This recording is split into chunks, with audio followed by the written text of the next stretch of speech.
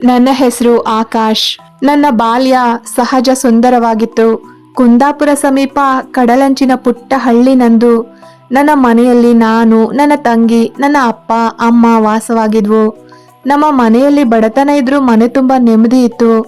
ನಮ್ಮ ತಂದೆ ತಾಯಿ ಕೂಲಿ ಕೆಲಸ ಮಾಡ್ತಾ ಇದ್ರು. ತಂದೆ ತಾಯಿ ನಮ್ಮನ್ನ ಪ್ರೀತಿ ಮತ್ತೆ ಮಮತೆಯಿಂದನೇ ನೋಡ್ತಾ ಇದ್ರು. ನಾನು ಮತ್ತೆ ನನ್ನ ತಂಗಿ ಸರ್ಕಾರಿ ಶಾಲೆಯಲ್ಲಿ ಓದ್ತಾ ಇದ್ವು. ಮನೆಯಲ್ಲಿ ಬಡತನ ಇದ್ದ ಕಾರಣ ನನಗೆ ವಿದ್ಯೆಗಿಂತ ಹೇಗಾದ್ರೂ ಹಣ ಗಳಿಸ್ಬೇಕು ಅನ್ನೋ ಬಯಕೆ ಹೆಚ್ಚಾಗಿ ಇತ್ತು. ನನಗೆ ವಿದ್ಯೆಯಲ್ಲಿ ಆಸಕ್ತಿಯೇ ಇರಲಿಲ್ಲ. ಮನದ ತುಂಬ ಶ್ರೀಮಂತನಾಗಬೇಕೆಂಬ ಹುಚ್ಚು ಹಂಬಲ ತುಂಬಿತ್ತು. ಓದಿಗಿಂತ ಹಣದ ಹುಚ್ಚು ಹೆಚ್ಚಾಗಿ ನಾನು 7ನೇ ತರಗತಿಗೆ ನನ್ನ ವಿದ್ಯಾಭ್ಯಾಸಕ್ಕೆ ವಿದಾಯ ಹೇಳಿದೆ. ನಾನು ವಿದ್ಯಾಭ್ಯಾಸವನ್ನ ನಿಲ್ಲಿಸೋದು ನನ್ನ ತಂದೆ ತಾಯಿಗೆ ಇಷ್ಟ ಇರಲಿಲ್ಲ. ಆದರೆ ನನ್ನ ಹಠವನ್ನ ಅವರಿಗೆ ವಿರೋಧಿಸೋಕ್ಕೂ ಸಾಧ್ಯವಾಗಲಿಲ್ಲ. ವಿದ್ಯಾಭ್ಯಾಸವನ್ನ ನಿಲ್ಲಿಸಿದ ನಂತರ ಮುಂಬೈಯಲ್ಲಿ ವಾಸವಾಗಿದ್ದ ನನ್ನ ಸಂಬಂಧಿಕರ ಜೊತೆ ಮುಂಬೈಗೆ ತೆರಳಿ ಮುಂಬೈಯ ಅವರ ಹೋಟೆಲ್ನಲ್ಲಿ ಕೆಲಸಕ್ಕೆ ಸೇರ್ಕೊಂಡೆ. ಹೋಟೆಲ್ನಲ್ಲಿ ಲೋಟ ಪಾತ್ರೆಗಳನ್ನ ತೊಳೆಯೋ ಕೆಲಸ ಮಾಡ್ತಾ ಇದ್ದೆ. ನಂತರ ಅದೇ ಹೋಟೆಲ್ನಲ್ಲಿ ಸಪ್ಲೈಯರ್ ಕೆಲಸ ಕೂಡ ಮಾಡಿದೆ. ಕೆಲವು ವರ್ಷ ಹೋಟೆಲ್ ಕೆಲಸವನ್ನ ಮಾಡಿದ ನಂತರ ಹೋಟೆಲ್ ಕೆಲಸವನ್ನ ಬಿಟ್ಟು ಬಾರ್ ಒಂದರಲ್ಲಿ ಕೆಲಸಕ್ಕೆ ಸೇರ್ಕೊಂಡೆ. ಬಾರ್ನಲ್ಲಿ ಕೆಲಸಕ್ಕೆ ಕೊಡ್ತಾ ಇದ್ದ ಸಂಬಳ ಮತ್ತೆ ಗಿರಾಕಿಗಳು ಕೊಡ್ತಾ ಇದ್ದ ಟಿಪ್ಸ್ ನನಗೆ ಉತ್ತಮ ಆದಾಯವಾಗಿತ್ತು. ಹಲವು ವರ್ಷ ಬಾರ್ ಕೆಲಸ ಮಾಡ್ತಾ ಅಲ್ಲೇ ಬೆಳೆದು ದೊಡ್ಡವನಾದೆ.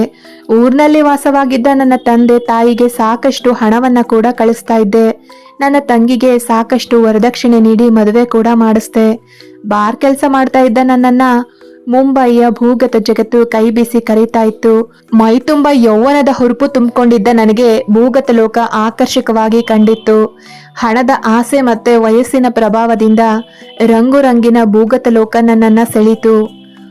ಬೆಂಕಿಯನ್ನ ಹೂವೆಂದು ಭ್ರಮಿಸಿ ಆಕರ್ಷಣೆಗೆ ಒಳಗಾಗೋ ಪತಂಗದಂತೆ ನಾನು ಮೇಲ್ನೋಟದ ರಂಗಿನ ಭೂಗತ ಲೋಕಕ್ಕೆ ಆಕರ್ಷಿತನಾದೆ. ಬಾರ್ ಕೆಲಸವನ್ನ ಬಿಟ್ಟು ಸಂಪೂರ್ಣ ಭೂಗತ ಲೋಕಕ್ಕೆ ಸೇರಿದೆ. ನಾನು ಭೂಗತ ಲೋಕವನ್ನ ಪ್ರವೇಶಿಸಿದ ನಂತರ ಅಲ್ಲಿಯ ಕರಾಳತೆಯ ಅರ್ಥ ಆಯ್ತು ನನಗೆ. ಭೂಗತ ಲೋಕದ ಕರಾಳತೆಯ ಜೊತೆ ನನ್ನ ಜೀವನ ಸುಖಕರವಾಗಿ ಸಾಗ್ತಾ ಇತ್ತು. ಭೂಗತ ಲೋಕದ ಸಹವಾಸದಿಂದ ದುಶ್ಚಟಗಳು ನನಗೆ ಅಭ್ಯಾಸ ಆಯ್ತು. ಸ್ಮಗ್ಲಿಂಗ್, ಕೈ ತುಂಬ ಹರಿದು ಬರೋ ಹಣ, ರಾತ್ರಿಯ ಮನೋಮೋಹಕ ಪಾರ್ಟಿಗಳು, ಸಿಗರೇಟ್, ಡ್ರಿಂಕ್ಸು, ಉಕ್ಕೇರೋ ಕಾಮವನ್ನ ತಣಿಸೋ ಕಾಮಾಟಿಪುರದ ವೇಶ್ಯೆಯರು ಎಲ್ಲವೂ ನನಗೆ ಅಪ್ಯಾಯಮಾನವಾಗಿತ್ತು. ಆ ದಿನಗಳಲ್ಲಿ ಸಮಾರಂಭವೊಂದರಲ್ಲಿ ಸುರೇಖಾ ಎಂಬ ಹುಡುಗಿಯ ಪರಿಚಯ ಆಯಿತು.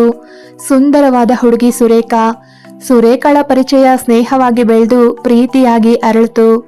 ಸುರೇಖಾಳ ಜೊತೆ ಪ್ರೀತಿ ಆರಂಭವಾದ ನಂತರ ನಾನು ಕುಡಿಯೋದನ್ನ ನಿಲ್ಲಿಸಿದೆ. ಕಾಮಾಟಿಪುರದ ವೇಶ್ಯೆಯರ ಸಹವಾಸ ಕೂಡ ಮರ್ತೆ. ಆ ದಿನಗಳಲ್ಲಿ ಸುರೇಖಾಳ ಜೊತೆ ಮುಂಬಯಿಯ ಬೀದಿ ಬೀದಿಗಳಲ್ಲಿ ಅಲೆದಾಡಿದ ಮುಗ್ಧ ಮನಸ್ಸಿನ ಸುರೇಖಾಳ ಜೊತೆ ನಲಿದಾಡಿದ ದಿನಗಳೆಲ್ಲ ಮಧುರ ಕನಸಿನಂತಹ ದಿನಗಳು. ಮುಂಬೈಯಲ್ಲಿ ನಮ್ಮಿಬ್ಬರ ನೆಚ್ಚಿನ ತಾಣ ಝೂ ಬೀಚ್ ಆಗಿತ್ತು.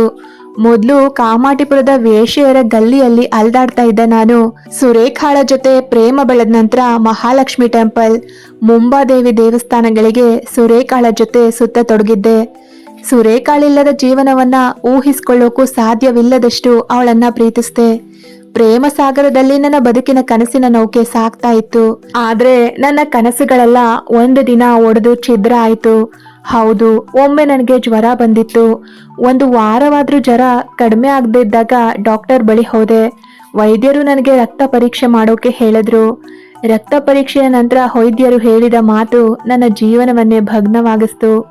ಕಾಮಾಟಿಪುರದ ಸಹವಾಸದಿಂದ ನನಗೆ HIV ಎಂಬ ಮಾರಕ ರೋಗ ಅಂಟಿತ್ತು.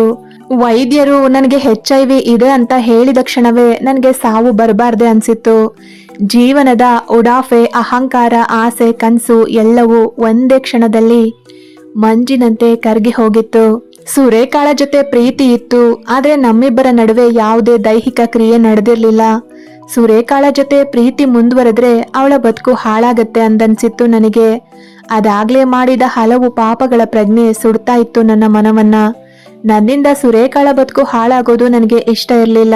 ಸುರೇಖಾಳಿಗೆ ಸತ್ಯವನ್ನ ಹೇಳಿದ್ರೆ ಆಕೆಯ ಮುಗ್ಧ ಮನಸ್ಸಿಗೆ ಆಘಾತವಾಗ್ತಾ ಇತ್ತು.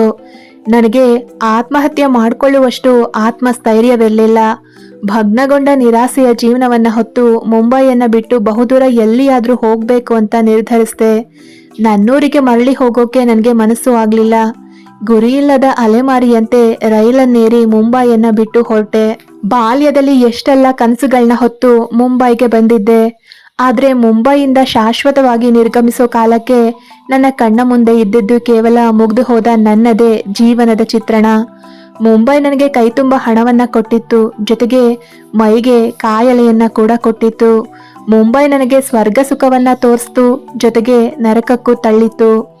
ಮುಂಬೈಯನ್ನ ಬಿಟ್ಟು ನನ್ನ ರೋಗವನ್ನ ಹೊತ್ಕೊಂಡು ಹುಚ್ಚನಂತೆ ಹಲವು ಊರುಗಳಿಗೆ ಸಂಚರಿಸಿದೆ. ಹಾಗೆ ಅಲಿತಾ ಅಲಿತಾ ಕಾಶಿಗೆ ಬಂದು ತಲುಪ್ತೆ. ಇಲ್ಲಿಯ ವಿಶ್ವನಾಥನ ಸನ್ನಿಧಿ ಮನಸ್ಸಿಗೆ ಯಾವುದೋ ಒಂದು ರೀತಿಯ ನೆಮ್ಮದಿಯನ್ನ ನೀಡ್ತು. ಕಾಶಿಯಲ್ಲಿ ನನಗೊಬ್ರು ಸನ್ಯಾಸಿ ಪರಿಚಿತರಾದ್ರು. ಅವರು ನನ್ನ ಜೀವನದ ಕಥೆಯನ್ನೆಲ್ಲ ನನ್ನಿಂದ ಕೇಳಿ ತಿಳಿದ್ರು. ಅವರು ನನಗೆ ಆಧ್ಯಾತ್ಮದ ಹಲವಾರು ವಿಚಾರಗಳನ್ನ ತಿಳಿಸಿದ್ರು.